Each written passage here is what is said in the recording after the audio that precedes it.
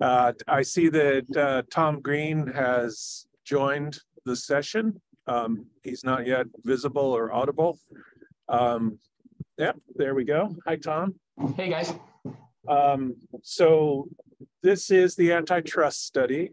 The memorandum is 2023-11. And as I expect to be the case for a while, this is just a status report memo. So information only, no decisions required. And it's just really just a very quick summary of the continuing recruitment I've been doing to build out these expert groups that are going to be preparing background materials for this study in tandem with this series of presentations that Tom Green has prepared for us. And this is the second in the series. I'm going to see if I can get it to, are you ready to go, Tom? Ready to go. Let me start, though. Are there any questions from last time? We covered so much ground so quickly. If there are any questions I can respond to now, that would be terrific. Otherwise, I can switch over to a slide deck. I did want to say thank you for forwarding the articles that I asked for. I haven't read them yet. I'm going to, but I appreciate that. Oh, terrific. Yeah, I mean, if there's anything, this particular slide deck has references to a number of articles. I thought that I'd just sort of provide some additional supporting material that you might want to look at. If there's any one of those that you're interested in or anyone else, I certainly have them in on my hard drive here, so I can forward those.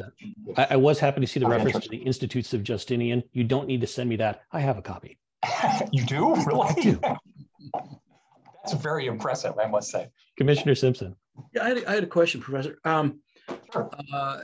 Last time we talked about that the antitrust violation thing kicks in when someone reaches a threshold of market dominance and undertakes certain anti-competitive types of activities against other businesses and trying to keep them down.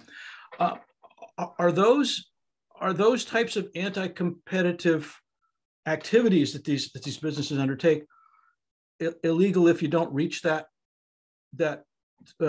threshold, percentage of market dominance?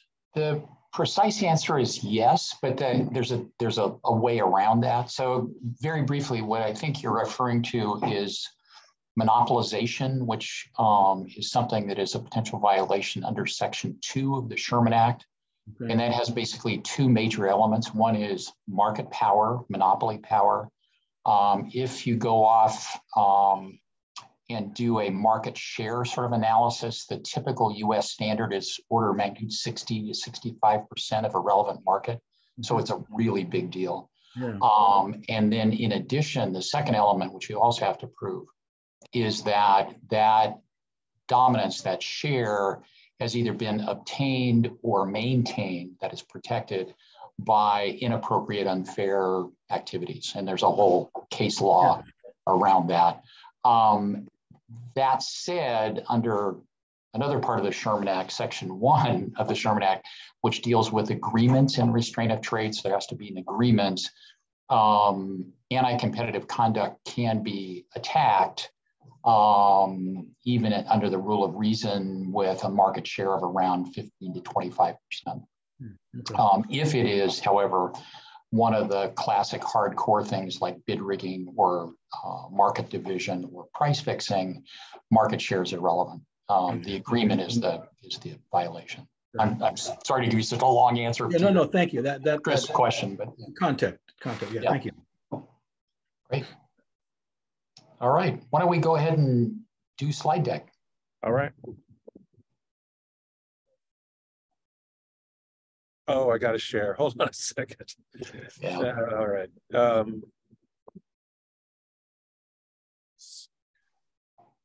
I hope to be competent at this soon. So sorry about the fumble here. Oh, no worries. I can just start by a little intro here. So today's two major topics are something called consumer welfare, which gives me the opportunity to talk about sort of the legislative history of the federal antitrust laws and various very dramatically different views on what that history really says about what antitrust should look like. And then we're going to talk about a couple of cases which essentially try and implement the standards of federal antitrust law and which incorporate perspectives on what the purpose of federal antitrust law might be. Next slide. So typical disclaimer, I'm speaking for myself, not for the Department of Justice or UC Law San Francisco. These are my views. Next up. So just to give you a brief preview here, consumer welfare is a very interesting term. Robert Bork, who was a professor at Yale and a very famous, fairly conservative person dealing with antitrust, developed something he called the Consumer Welfare Standard that is highly debated. And there are various perspectives on the legislative history, particularly of the Sherman Act, which that legislative history is sort of circa 1889, 1890. So really the questions are, what did they really want these federal laws to mean? And there has been an evolution, I think, so we're going to talk a little bit about that, and in terms of where that evolution might go next. You, of course, don't have to worry about the history of federal antitrust law because you are going to help write a state law. But in terms of the purposes, more generally, that might be of relevance to you in terms of your consideration. And I think as you're talking to people, you're going to want to know basically where they're coming from. There are other things that have influenced pretty substantially the shape of federal antitrust law, something called priors, which are assumptions, if you will, about how markets work and don't work, are a big deal. And then history comes back to haunt us in terms of what really took place in the 1880s, 1890s, and early parts of the 20th century in terms of the bad stuff that Congress was concerned about. And then a little discussion of how this might influence your work or affect your work. And then finally, three cases that implement some of these perspectives on antitrust law. So next up. So the legislative history is really quite extraordinary. I think at our last meeting, I talked about this being the high tide of the progressive movement. There are some really strong statements in here. Senator Sherman, of course, was the lead author, although obviously lots of co-authors. He basically said that some activity in the marketplace increases efficiency, but all the savings go into the pockets of the producer. Other senators were much stronger about this. Senator Hoare, who was very significant in this legislation, monopolistic pricing was a transaction, the only purpose of which is to extort from the community.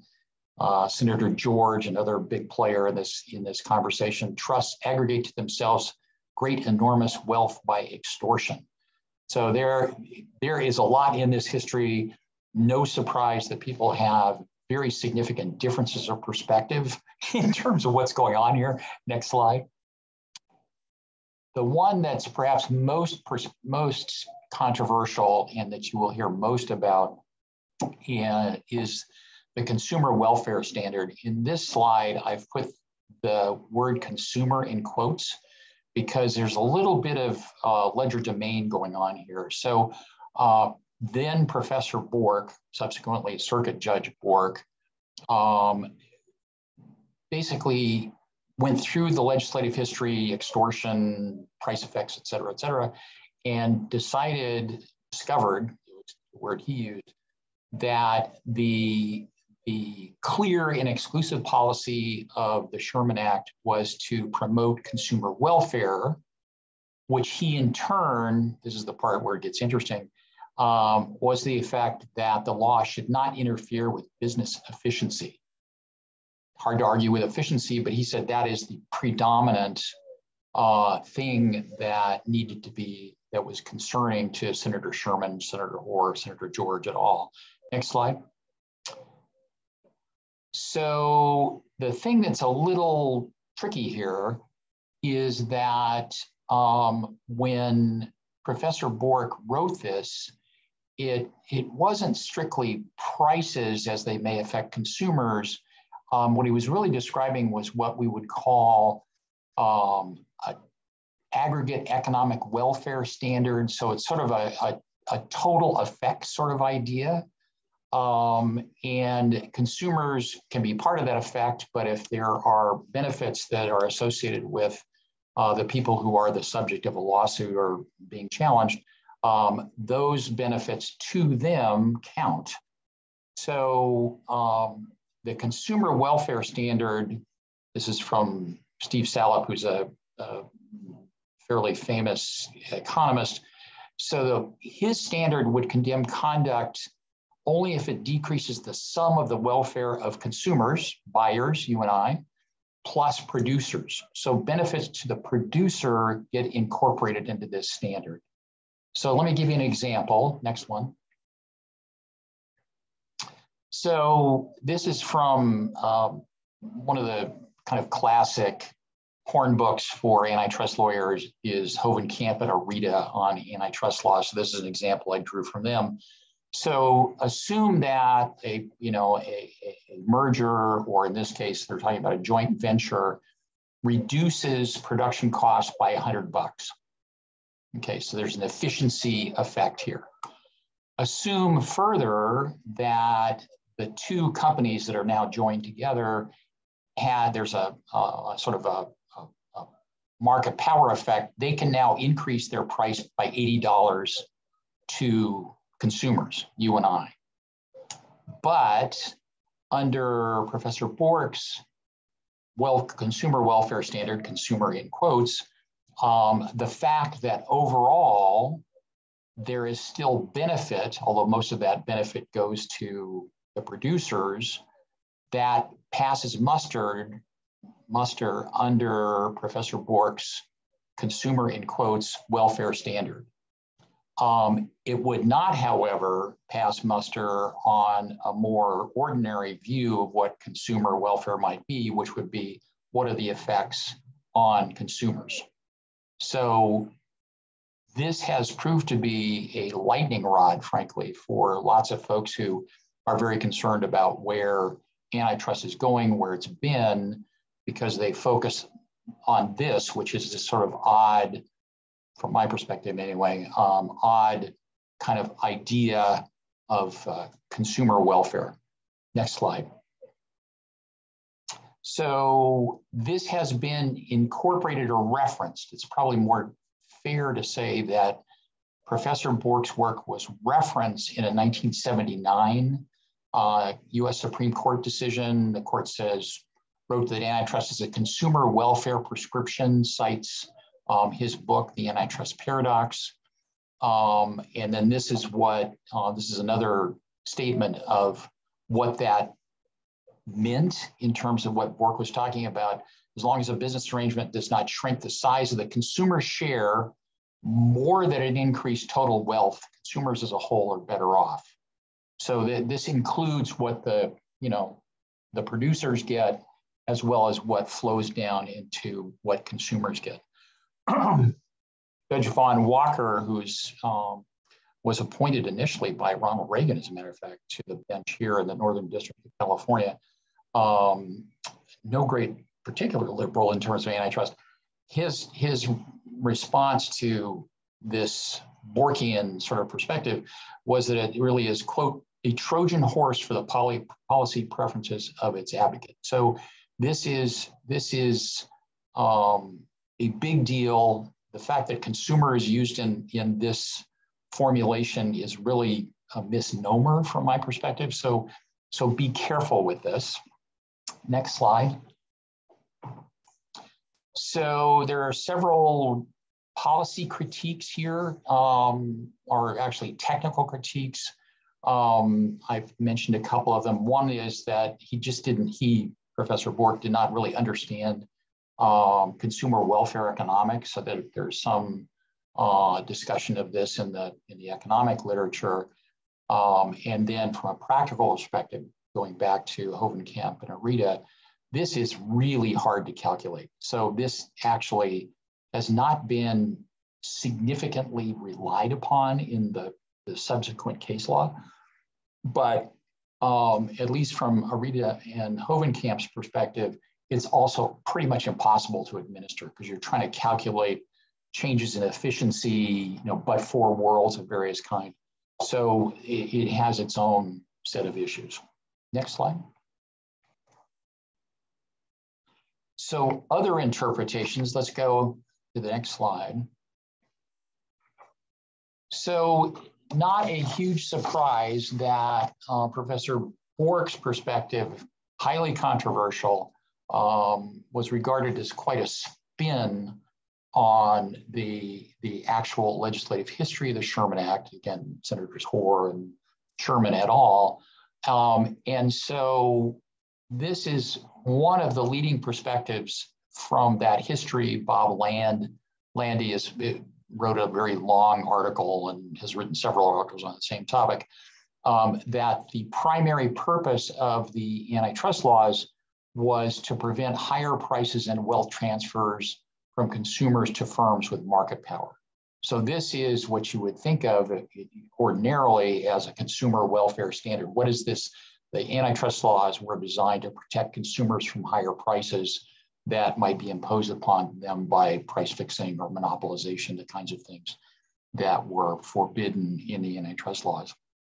This leads to people now sort of, because of Bork's work, the consumer welfare standard, Steve Stallup again describes this wealth transfer concern as the true consumer welfare standard, just to add confusion to our situation here.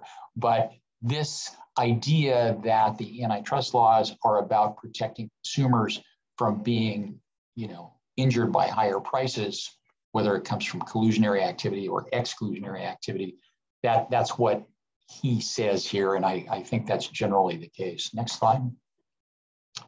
Now, there are other values tucked away in this discussion in the legislative history of the Sherman Act, one of which is choice. And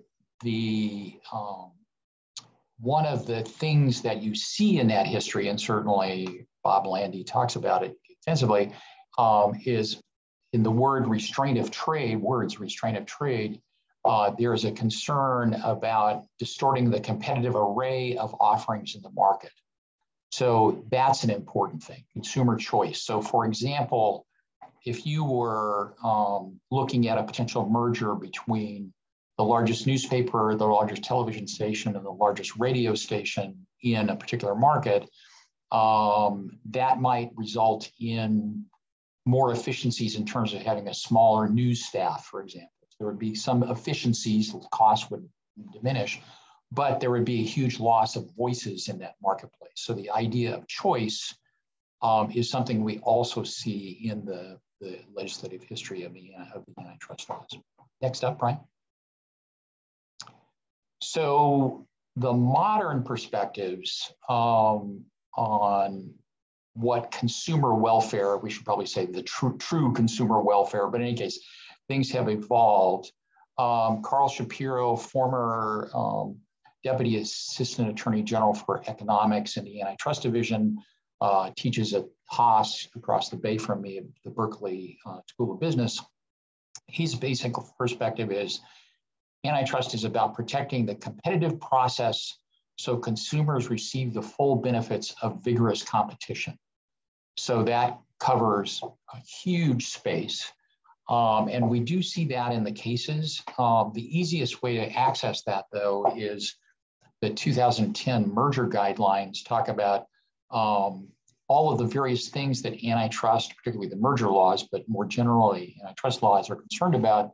Enhanced market power can also be manifested in non-price terms and conditions that adversely affect customers, including reduced quality, reduced product variety, reduced service, or diminished innovation. So modern perspectives on what consumer welfare is about encompasses all of those concepts. And I certainly be important, I think, for you to think about it in as broadly as possible. And this is one statement of the broad brush of what modern antitrust law is thought to encompass. Next slide. So we talked last time about various schools of thought. So I think I talked about traditionalists, reformers, and transformational folks. The reformers look at antitrust law and say, you know, it really needs to be tougher or better. And they rely on two things. One is the latest economics, and they also rely on a broad perspective of consumer welfare, certainly not Borkian consumer welfare. This results in a policy prescription, rough cut, stricter cartel enforcement, stricter merger enforcement, more aggressive enforcement with respect to exclusionary conduct by dominant firms. So that's what the world of the reformer portion of the antitrust world looks like. And there's a couple of mentioning articles here. I like both this article and this book because they sort of talk about the places where Borkian kind of consumer welfare and Borkian antitrust arguably have fallen down. So if you're looking for an agenda which fits within this reformer context, those are good places to look. Next slide. So there's an even broader view. We talked last time about transformationalists as a way of thinking about the various antitrust tribes in the world at this point. So one way of thinking about this is not Borkian consumer welfare or the true consumer welfare standard, but citizen welfare. I saw this in an article by Sandeep Vaheesan, who writes extensively about this. So the idea here is that it is to protect citizens from corporate power. And if you look at the third bullet, this is a quote from one of Sandeep's articles. Under this standard, the legislative history is understood to support one, protection of consumers and sellers, such as farmers, from wealth transfers due to firm market power, the preservation of open markets, and the dispersal of private economic and political power. So that you can certainly find that in the legislative history. The debates are very wide-ranging. But what are the implications of that? One of the implications is that this group, without making any value judgments, essentially is very concerned about what they think of as the economic-centric perspectives of both the antitrust traditionalists and the antitrust reformers. So they would focus on updated economic thinking and broad consumer welfare. The citizen welfare folks would go far broader than that. So next slide. So there is overlap between the reformers and the transformers. Certainly the reformers would talk about the need to be more aggressive in terms of merger policy. There's quite good academic support for that, but our transformers would create very strong presumptions against mergers of pick a size. Some suggest that no merger should be allowed for a firm that has either more than a certain percentage of a market or a market cap of larger than a very large number. There's also consideration of no-fault manipulation. We talked earlier about the two parts of the current Section 2 analysis, which is market power plus bad conduct. These folks would consider maybe just saying, if you're a monopoly, then that's enough, which is an interesting kind of perspective. They have bases for that, but just be aware that that's it. And they would eliminate or significantly eliminate efficiency defenses. So very interesting set of ideas. one certainly you should be thinking about and reviewing. I'm sure you're going to have people on your committees that do this, but quick and dirty here: Borkian consumer welfare, modern consumer welfare, and citizen welfare, and that may lead to and provide support for different kinds of initiatives that you may or may not want to take a look at. Next up. So next up, other influences. A lot of current antitrust, and this is where we've talked about the Chicago schools. So this is Professor Bork and various others.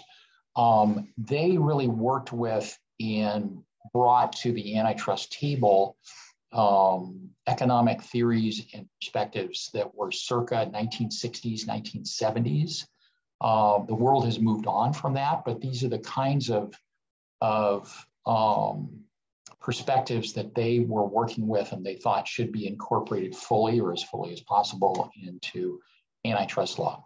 Efficiencies are of prime importance. That's the Borkian consumer welfare standard. Most markets are competitive, even if there are few firms competing.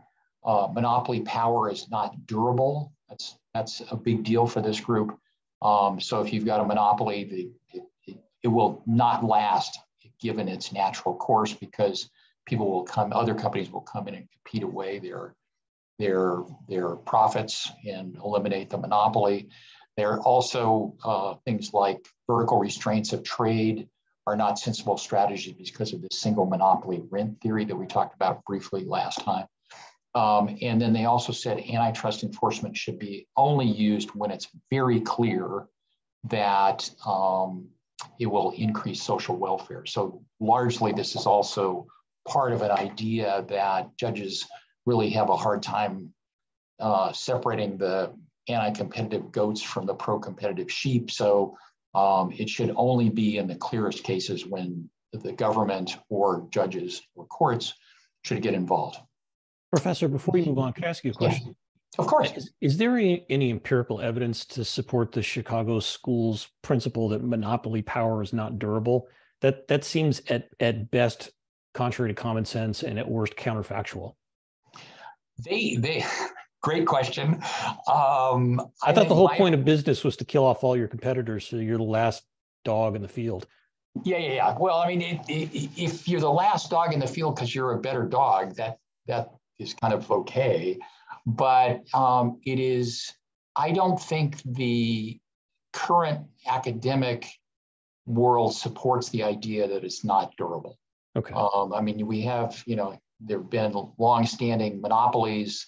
They have evolved through different technologies. I think that's a really questionable assumption, but okay. I would leave that to the economists. I mean, you're going to have a number of them, but I don't think that's correct. But it is this idea that markets are so durable that they'll fix themselves, I think is a fundamental assumption that you're going to hear a lot about. And how you decide that perspective is a big deal. What's your take on that assumption? Which I think monopolies are durable. Personally, okay. I think monopolies are quite durable.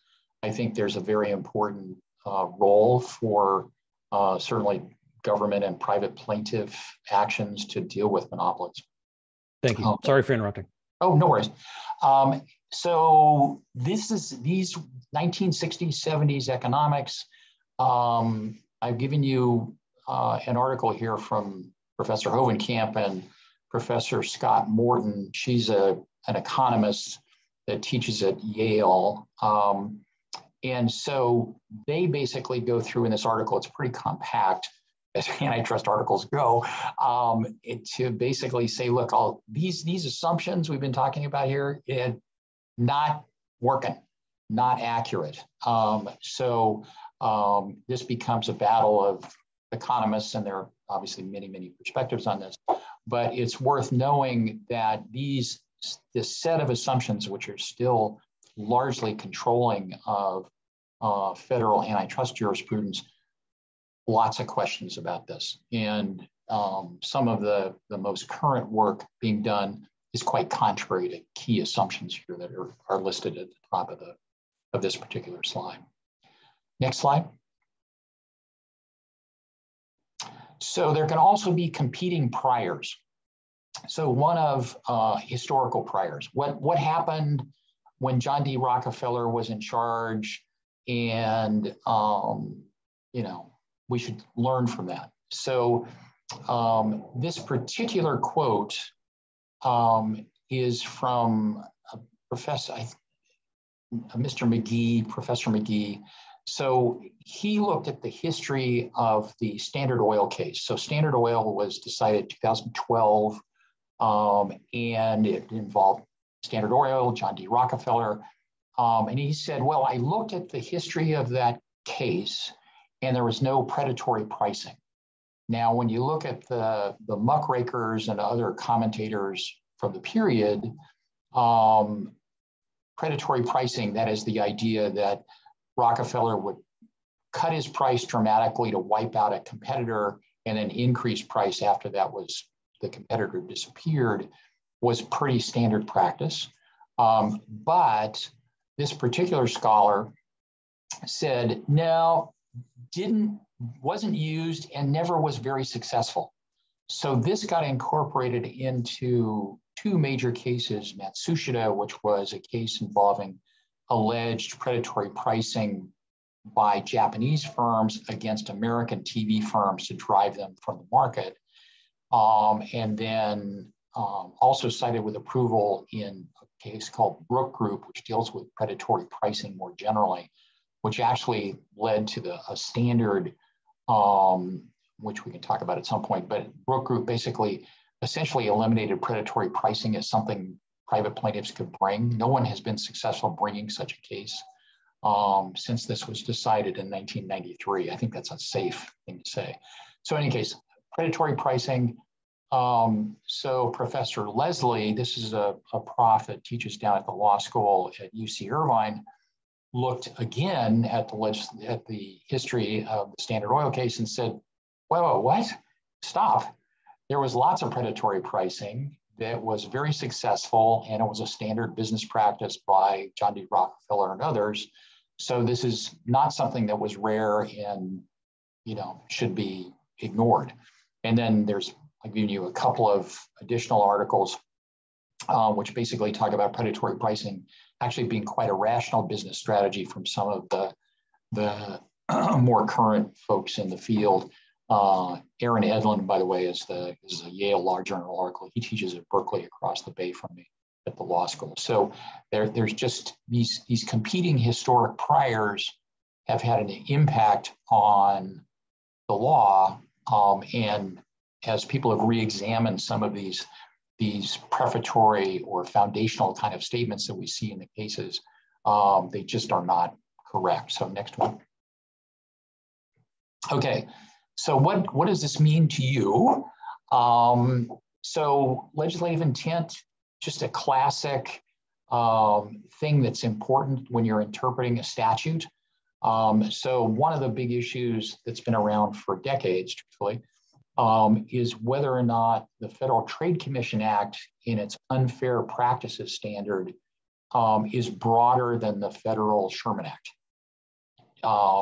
There's cases that say yes, but this issue comes up constantly. So just in the last few months, the FTC did a very extensive both legislative history review plus a review of the early cases, the idea being that the early cases are going to have a better sense of what was going on in the early history.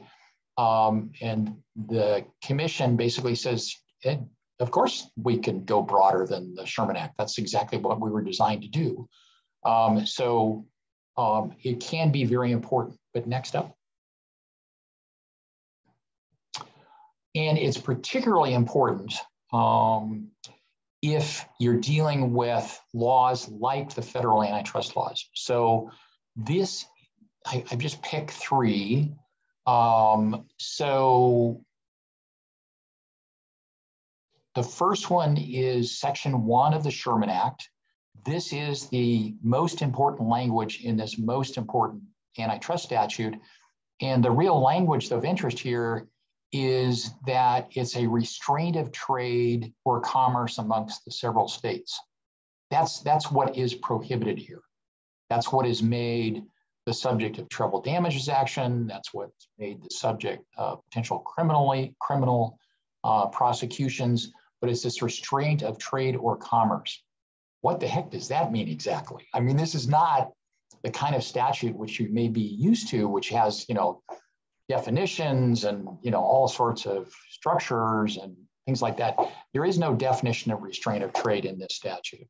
Likewise, Section 2, this is the thing that prohibits monopolization. Every person who shall monopolize or attempt to monopolize violates this law. What does that mean exactly? And then this last one is Section 5 of the FTC Act, unfair methods of competition in or affecting commerce. So these are kind of baskets waiting to be interpreted because the language is so simple and so unhelpful. People at the time, I'm sure, had a view, but the reason that Bork's version of consumer welfare, the more modern view, and the citizen welfare view can all be important is because these statutes are very limited in terms of their textual guidance. So you need to be aware of that. So the more, you doing something general is probably something you're going to want to consider, perhaps in context with something more specific, but be aware that the more limited your text is, the less guidance you have in the legislative text that you write or propose, the more important your values, your history, et cetera, will be to the process. Next one. So, just to, whatever you come up with, assuming it's passed, is going to last a really long time. What are people going to turn to 5 years, 50 years, or 100 years from now in terms of what you meant when you use that restraint of trade, if that's the kind of thing you choose? And then the obvious point, which I may have already stated. So think about California has a law that sets speed limits within a school zone. School zone size is set, there's signage requirements, there's a specific speed that you can't go past. And then California has its basic speed law. I remember learning this when I got my first driver's license when I was 16, it's sort of a balance. You can't drive unreasonably under the circumstances. The more you work in the direction of the basic speed law perspective, the more your intent becomes more important to interpret now. So just a quick kind of thought on that. Next one. So Brian wanted me to talk about cases which basically shape in a really fundamental way federal antitrust law. So this one is a big deal. Brunswick versus Pueblo Bolomat. So Brunswick was a major manufacturer of bowling equipment. They owned some bowling alleys. So they proposed and bought a failing bowling alley in a particular market. And the plaintiff, Pueblo, said, wait a minute, that's a violation. Section 7 of the Clayton Act is the anti-monopoly provision in federal law. Pueblo said, wait, that bowling alley that was going to go bankrupt, they're back in action and I'm competing against them. And so I am losing income as a competitor because that competitor is still there. If they'd been allowed to go bankrupt, I would have more money in the bank because I wouldn't have to compete with them. Next slide. So the issue presented, it almost, just sort of like you kind of chuckle, you go, what? So whether antitrust damages are available where the sole injury is that the competitors continued in business, thereby denying the respondent, this is the plaintiff, an anticipated increase in market share. So he's saying, look, if I'm suffering from more competition that would have otherwise been there, so I get to bring a damage action. Next slide. So the court, this is an opinion by Thurgood Marshall, said, no, that doesn't make any sense at all. These laws were not designed to provide them with profits they would have realized had competition been reduced. That's not what the laws are about.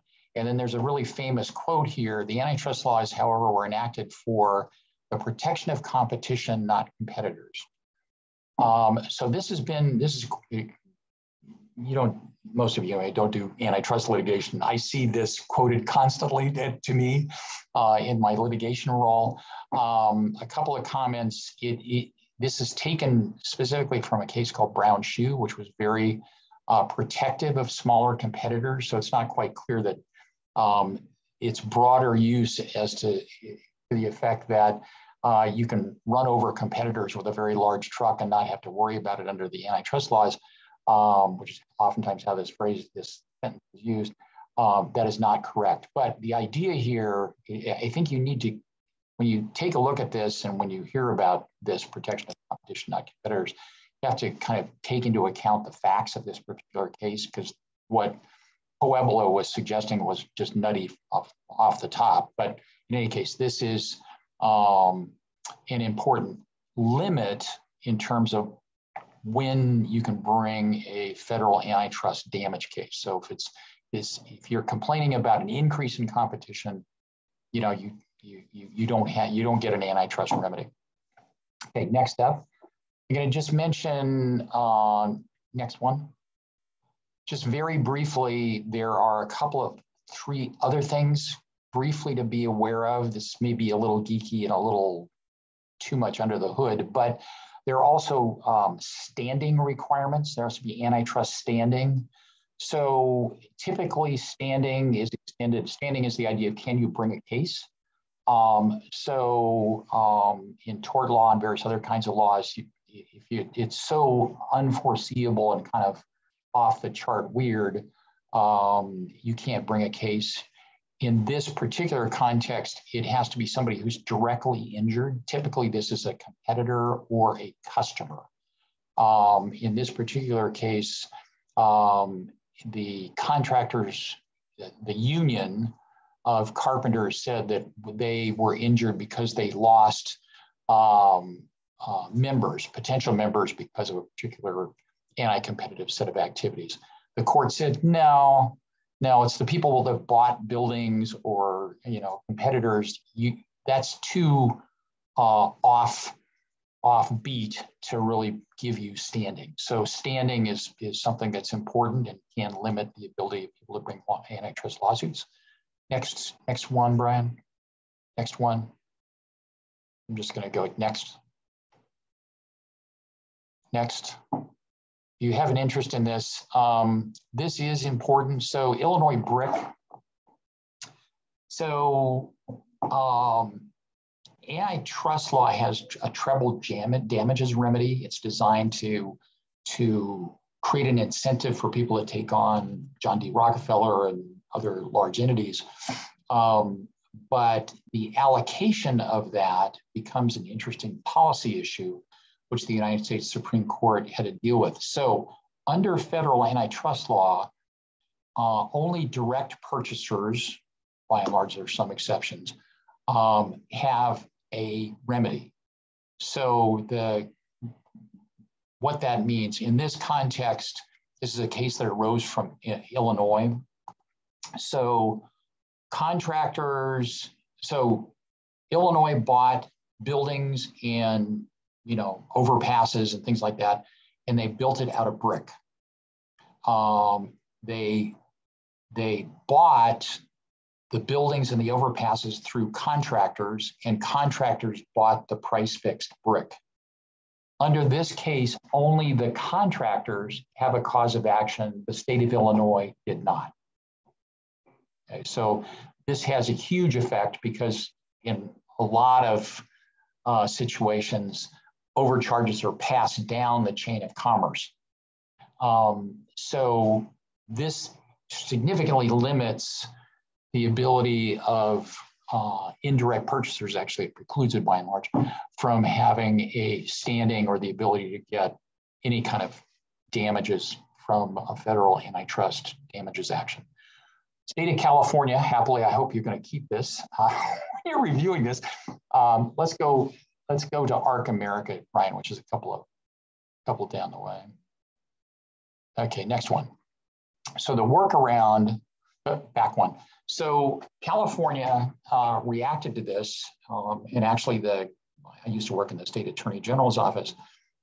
We asked that on behalf of our clients, which included Caltrans and others that bought brick and cement and all these other kinds of things, that California law should be adjusted to allow indirect purchasers, that is people who actually were injured as an overcharge was passed down the chain of commerce,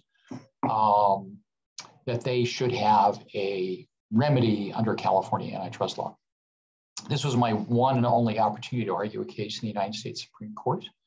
The facts here were Caltrans was my client. Caltrans, there was a national conspiracy amongst Portland cement manufacturers to fix prices. So they used a trade association, kind of a classic factual situation. They fixed the price of cement. Caltrans buys a lot of stuff with cement in it, overpasses, underpasses, roads, all kinds of stuff.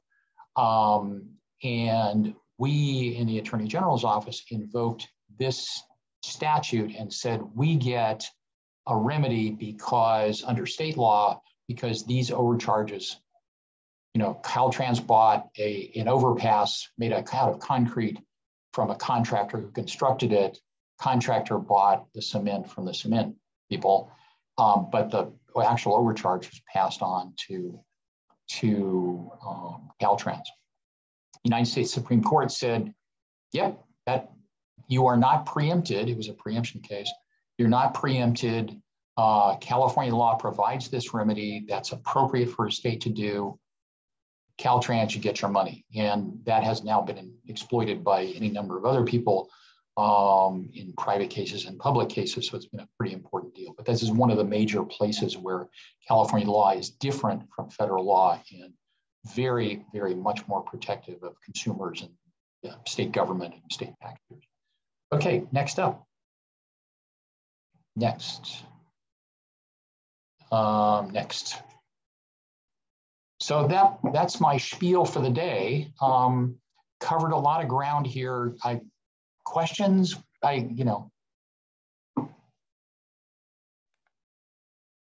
Commissioner King. I have a question that almost parallels the first question I asked in the gender study, which is you painted a picture of the ebb and flow of antitrust law and the progression. It's gone from a consumer standard to a Forkian Ronald Coast sort of standard, now coming back to a consumer or citizens welfare standard. The same type of question I asked the first time for the first presentation. Does this new conservative Supreme Court hold a different direction than the one you presented these trends? Because this is a very different US Supreme Court. And is it true that we're now really moving towards this less Borkian perspective? Because this Supreme Court seems to be coming from, a Chicago school, possibly Borkian. So I'm just thinking that are these trends really real trends? I think it's a very important question, and I think the most accurate answer is we don't know yet. One tends to think of antitrust being liberals like it and conservatives don't, but this is also kind of a love song. Antitrust is kind of a love song to free market competition. And it is the case that there have been some really jaw-droppingly good decisions from relatively conservative courts. So I'm thinking about particularly the Microsoft case in the DC circuit in the early 2000s. just a path-breaking case and a great decision, actually, from a court that was quite conservative. The U.S. Supreme Court, there's a case called Activist, which is a drug case in terms of payoffs to generic drug manufacturers to have them not compete. That was a very common practice. Activist was a decision by the U.S. Supreme Court, which basically largely eliminated that, or certainly constrained it. So I think that it's not impossible, but there are definitely conservative headwinds in terms of what common law antitrust, which is what we're talking about, would be able to do. But the jury is out in terms of how far these kinds of initiatives and perspectives will go. Other comments or questions from my colleagues? Rick? Oh, I was just, first of all, I want to thank you for the presentation. That was really good. I was an econ major, and it was taking me back to, Wealth of Nations and, and Darwin, Origin of the Species, about, competition and all that. So that was very helpful. Thank you. Oh, well, thank you. Ambassador and our executive director. Professor, I'm interested in the limitation of damages to direct purchasers issue you raised. Right. I understand why we're looking primarily at American precedent. Are there any what you consider to be best practices in European competition law that conflict with what you've already presented with respect to American jurisprudence? Boy, big question. The EU is, firstly, it's a civil law system as opposed to a common law system. I mean, their antitrust law is pages and pages. I mean, it's not restraint of trade. It's, regulations that are, 100 pages long. So there's that. They have not developed the same kind of class action system as we have, although they're working on it. So there are a number of differences. The most interesting aspects from my perspective are burden shifting structures, which are intriguing. So let me give you kind of the highest level sort of perspective on this. So the thing that's analogous to US monopolization law, Section 2 of the Sherman Act, is something the Europeans refer to as abuse of dominance. So in my world, in the US district courts, I mean, sometimes you can get lower than this, but probably 65% of a relevant market is what you need for that first prong. In Europe, it's no more than 40%.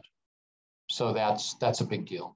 They also have, after you've sort of exceeded a market share threshold or a market power threshold, they also shift the burden. So for example, in federal antitrust law, vertical price fixing, which is, manufacturer sets the price of whatever at the retailer level. Under federal law, that's judged under the rule of reason, which is a broad balancing test. California law, it's still per se, used to be per se under federal law, but now is a balancing test. In the European system, after you get to a certain size, the presumption is that vertical price fixing is illegal, but it's a rebuttable presumption. If you can show that, oh, this is good for the public, good for consumers, good for competition, then it can go through. But that burden is not on the plaintiff or the prosecutor. It's on the defendant, which is the firm in this instance, who's engaged in vertical price fixing. That burden shift is a gigantic difference between, our system and theirs. There are all kinds of other details, and I'm working with Brian, I'm hoping we can find somebody from the EU that can talk to you about that system. But you know, it's just strikingly different from ours. There's a lot of commonalities too in terms of concern about market power and price fixing and all those kinds of things, but they get to resolutions in vastly different ways.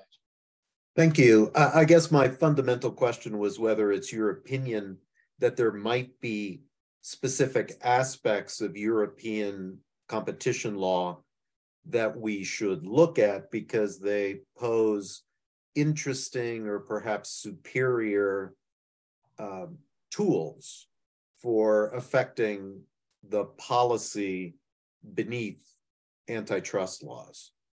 I think you should look at it. I mean, you can do something, you know, if I can find the right kind of person to describe this to you, I think you should definitely be exposed to this. In the world, there are two broad systems that people look to. The EU style of antitrust, which is actually easier to replicate. So if you go to China, you've got something that looks like EU law. If you go to Russia, it kind of looks more like EU law than US law. We are a common law kind of country, so we go case by case, which has its pluses and minuses. But their approach is, if you step back and look at the world, is the other alternative. You may well find things of interest there. Thank you. Mr. Hebert. Yeah, thank you. Initially I was going to respond to the point made by Commissioner King, but before I forget, in response to Commissioner Huebner, as Professor Green mentioned, we are scheduled to have a discussion of antitrust in foreign jurisdictions at our June meeting, and he's kindly offered to try and facilitate an expert in EU law to make that presentation. But even if that falls through, we'll still be talking about it. And I think it's also worth noting that my understanding is that the New York statute that was specifically called out in our resolution would have enacted the EU's abuse of dominance standard for New York state law. And Professor Green pointed out to me just yesterday or the day before that Minnesota, a bill has been introduced that would adopt the abuse of dominance standard for antitrust in that state too. So it seems like there's interest in it, and we will be looking at it. I see Commissioner King has dropped off, but his question prompted me. You know, he was concerned about what direction is the U.S. Supreme Court going, and Professor Green noted that in the case he argued before the court, having to do with this the Illinois brick case, that the court found there was no preemption of the state law, even though it was substantively different than the federal law. And it's my sense, and it'd be helpful for me to hear whether and to what extent this is true, that there's lots of scope for state law difference without worrying about federal preemption, so that even if the U.S. Supreme Court winds up going in a conservative direction, that doesn't constrain California necessarily. So I would just be interested to hear just a little bit more about the issue of federal preemption and the space that states have to maneuver without worrying about running afoul of it. Oh, that. Yeah, preemption is such an interesting world, and I argued that case in '89. I even got Scalia's vote, by the way. But I mean, the basic deal with preemption is federal law can preempt state law, but the typical way that it's done is with an express preemption provision. Or it can be implied, or there's something called obstruction preemption, the idea being that somehow state law obstructs a policy, an important federal policy embedded in federal statutes. The ARC America decision basically says that court did not see anything that was preemptive in the history of the Sherman Act. Certainly there's nothing like an express preemption bit of text. I would not be shocked, actually, if you were to, for example, go in the direction of an EU-style law, that there would not, some deputy attorney general is going to be dealing with that, and it'll be sort of an obstruction argument. I think the state of California would have the better of that argument, but I can imagine creative ways of making that argument. I think, bottom line, yeah, I think there would likely be a challenge depending on how far you go.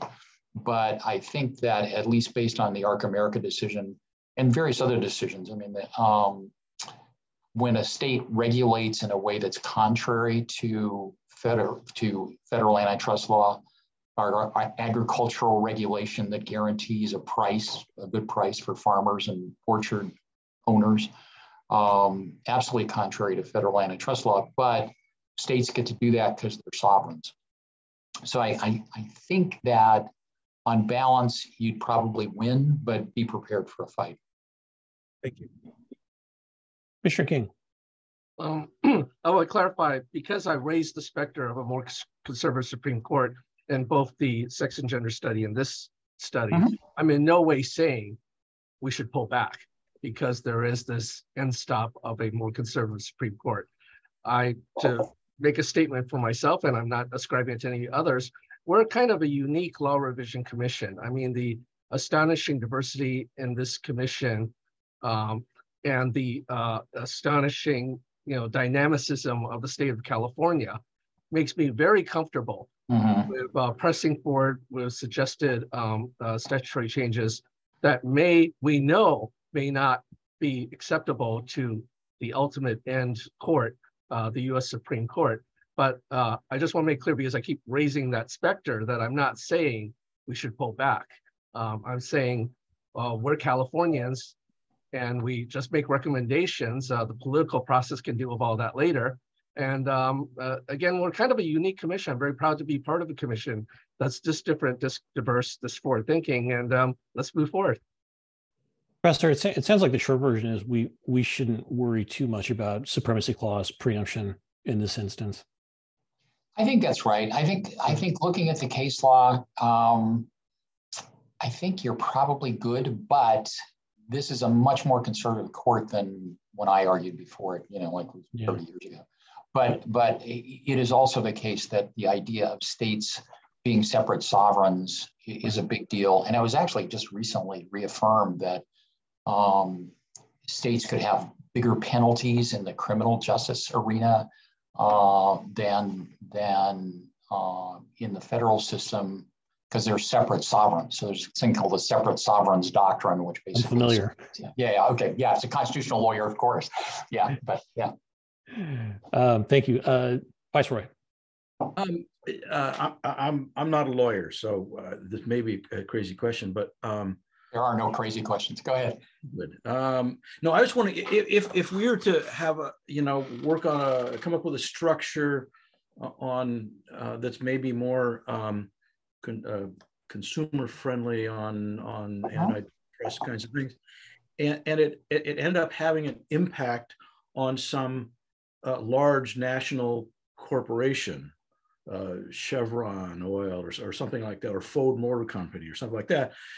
Is there any problem with interstate commerce clause kinds of? It's a very insightful question. Oh, cool. So no, it is absolutely. So there are burden questions. The Commerce Clause basically guarantees that there would be open competition amongst the states, et cetera. Yeah. States can regulate in a way that may affect, imports from other states, quality of beef, prices of. Yeah, I mean, it could be, your avocados have to be, not sprayed with bad stuff, whatever. Yeah. It really is a question of what the state is getting out of this. So you're going to have a rationale for what it is that you do. I can't imagine you're not going to have a good rationale for what you do. But that would be the kind of, is there a burden that's an inappropriate burden? on interstate commerce. But it's a great question. I mean, that would be the other heading or head note of an attack on something you might do. Okay, thanks. Pastor. Professor, just one other question, and it's similar. It's similar to what Commissioner King has asked. It's largely for background purposes for me. There has been a pronounced corporate personhood movement in the United States, embedded in some of our case law, that establishes that corporations have the same or even greater rights than natural persons. Is there anything in that jurisprudence that might affect how we approach our competition project? I think my initial reaction would be no. I mean, the antitrust laws apply to real persons, like walking, talking, breathing persons. I mean, when I my other roles prosecute some individual for price fixing, that's a person. I think you're probably fine. I mean, personhood, a corporation as a person, I mean, that really goes back. The first mention of that was circa the 1880s. I mean, people kind of work on embellishing that, and you do see more articles about it now and what that might mean. But as I sit here, I don't think that's going to be a major point of attack, depending on what you do, obviously. Thank you. Jane, did you have something? Okay. Any other? No, sorry about that. Okay, I thought I saw your hand. Anything else from my colleagues? Going once, going twice. Professor, thank you very much. As always, very informative and helpful. Thank you. Next time, I think we're doing Monopoly and Monopsony, so I'll look forward to seeing you in a month. Please wear a jaunty top hat when you do that. Of course. No monocle? All right, I'll get a monocle too. All right, thanks, guys. Bye. Just a reminder to everyone, including people in the audience, we're recording these meetings. We're putting them up on YouTube with links on our website. And we are also, after the meeting, distributing a PDF file that includes the slide deck that the professor just presented. So there's plenty of opportunities for people to revisit the content, or if you missed the meeting, to see it later. So just keep that in mind. I expect I'm going to be going back to those slides. So that's all I have on that topic. I think that's our last agenda item. Yep. If nothing further, we will conclude. Going once, going twice. Meeting adjourned. Thank you, everyone. Thank you. Bye, everybody. Thank you, everyone. Have a great weekend. Bye.